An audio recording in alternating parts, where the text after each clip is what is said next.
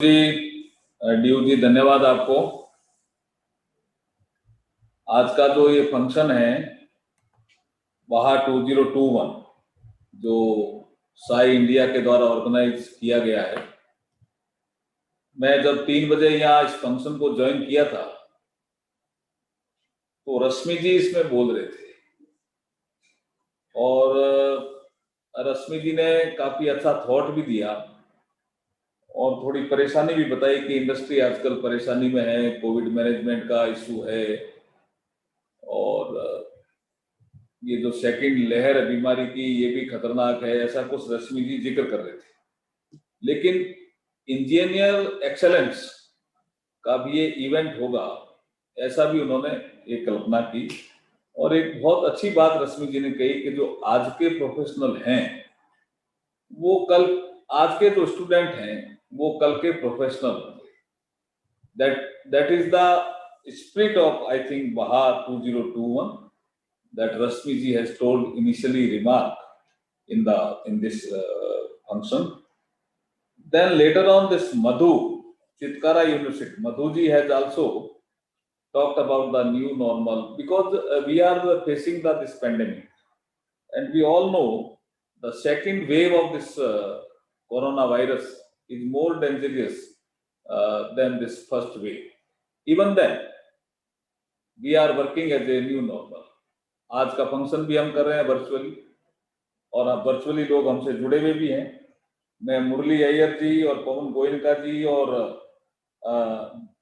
दारूवाला जी को माफी चाहूंगा कि उनके पहले मैं बोल रहा हूं क्योंकि मुझे 6 बजे एक दूसरी वीसी में जुड़ना है और वो वीसी क्योंकि मेरे द्वारा ही ऑर्गेनाइज की हुई है इसलिए मुझे जुड़ना ही पड़ेगा और काफी इम्पोर्टेंट वीसी है।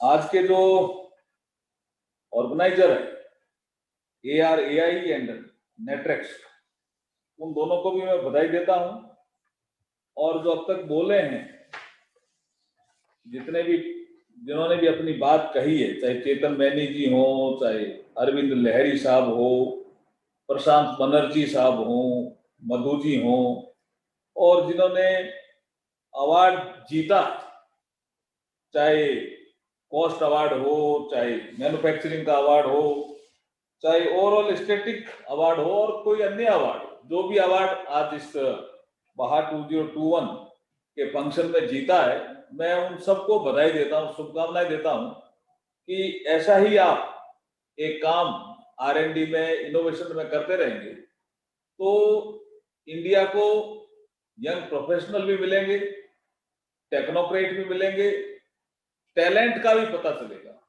क्योंकि हम बहुत पुराने जमाने से इंडिया में ये टैलेंट खोजने की एक परंपरा रही है। हम जब गुरुकुल था हमारा तभी हम टैलेंट खोजते थे और आप सबको पता है कि चंद्रगुप्त मौर्य, जिसके पीरियड को हम गोल्डन पीरियड कहते हैं, ये चाणक्य ने टैलेंट खोज के रूप में खोजा था।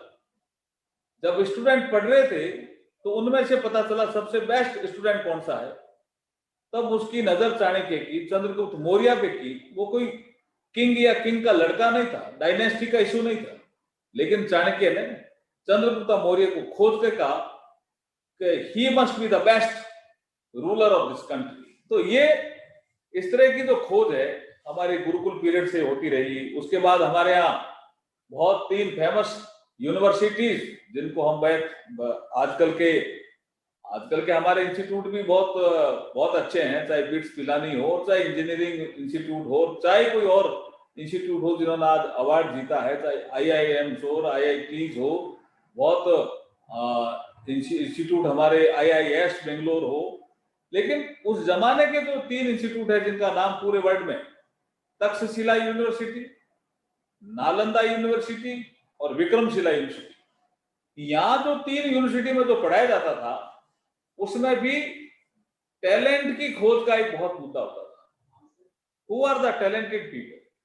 ये जो प्रोफेसर और जो पढ़ाने वाले टीचर और मास्टर होते थे वो टैलेंट का पता करके और इंडिकेट करते थे उस समय के मैनेजमेंट को कि these are the talented student, हम पे उन पे नजर रखनी चाहिए। ये बहार 2021 में आपने जो कार के डिजाइन, इनोवेशन, R&D और ये जो सब तय किया है, इसमें हमें इन पे नजर रखनी पड़ेगी।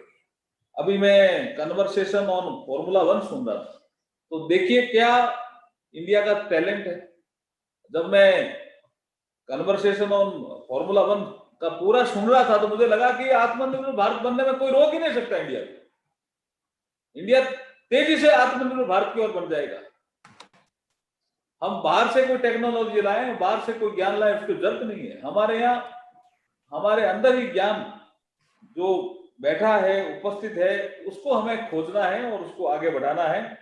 मैं तो मुझे एक जानकारी दी गई उसके अनुसार कि बा को हम जो प्रोनाउंस करते हैं ये it is a Mexican word, लेकिन अगर संस्कृत में अगर इसको हम प्रोनाउंस करें तो वाहन कहलाता है। देखिए कितना एक अच्छा संयोग है कि वाहन का ही काम कर रहे हैं हम। इसलिए इसमें एक्मे भी जुड़ा हुआ है, श्याम भी जुड़े हुए हैं और सारे ARI भी जुड़े हुए हैं, नेटवर्क्स भी जुड़ा हुआ है, ऐसे सारे ऑर्गेनाइजेशन जुड़े हुए हैं जो इससे संबंधित है, वाहन इंडस्ट्री से संबंधित, ऑटोमोबाइल इंडस्ट्री से संबंधित। मैं डॉक्टर कमल वोरा और हमारे डॉक्टर पवन गोयनका जी को भी बहुत बहुत बधाई देना चाहता हूं कि वो 2006 से फ्रॉम 2006 और 2007 से इस काम के लिए लगे हुए हैं। आज 15 साल हो गए हैं और करीब करीब 1 लाख स्टूडेंट को इन्होंने सेतु तैयार किया है। मैं इनको भी बधाई देता हूं और मैं ये कहना चाहता हूं कि जो हमारी नेशनल एजुकेशन पॉलिसी आई है 2020, ये भी इनोवेशन को बढ़ावा देती है, R&D को बढ़ावा देती है, टैलेंट को खोजती है। आप कहीं नेशनल एजुकेशन पॉलिसी 2020 का भी उपयोग कर सकते हैं। और मेरी मिनिस्ट्री जो ऑटोमोबाइल सेक्टर की पॉलिसी प्लानिंग में अपना महत्वपूर्ण रोल अदा करती है, हैवी इंडस्ट्री, तो हम भी हैवी इंडस्ट्री से भी कुछ इनिशिएट कर सकते हैं कुछ चीजों को।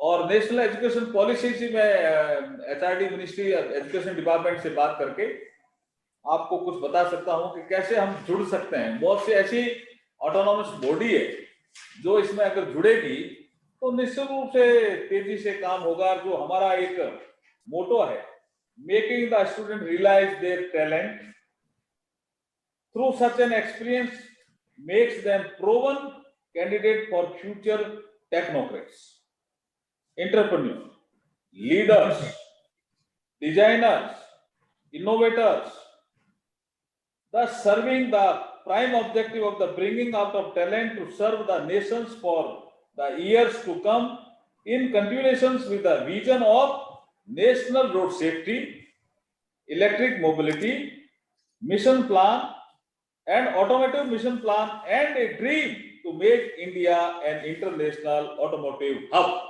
and आत्मनिर्भर भारत also। ये जो हमारा मोटिव है, इस मोटिव की ओर हम तेजी से बढ़ सकते हैं। आज पुणे जिनको अवार्ड मिला उन सबको मैं बधाई देता हूं, शुभकामनाएं देता हूं। और जो हमारे पवन गोयनका जी हैं, ये बहुत एक्सपीरियंस आदमी है, मेरे अच्छे परिचित भी हैं। मुझे लगता है कि डॉक्टर KC वोरा और पवन गोयनका जी के हाथों में जो ये कार्यक्रम है वो निश्चित रूप से सफल होगा। मैं पुणे जितने भी स्टूडेंट जुड़े हुए हैं, जो जिनको अवार्ड मिला है, वो इंस्टीट्यूट के लोग जुड़े हुए हैं और जो साइंटिस्ट जुड़े हुए हैं, जो हमारे प्रोफेसर जुड़े हुए हैं और जो हमारे ऑटोमोबाइल सेक्टर के रिसर्च से लेकर के टेस्टिंग फील्ड से लेकर के जितने भी इंस्टीट्यूट के पदाधिकारी जुड़े हुए हैं, उन सबको बधाई देता हुआ अपनी वाणी को विराम देता हूं। जय हिंद, जय भारत।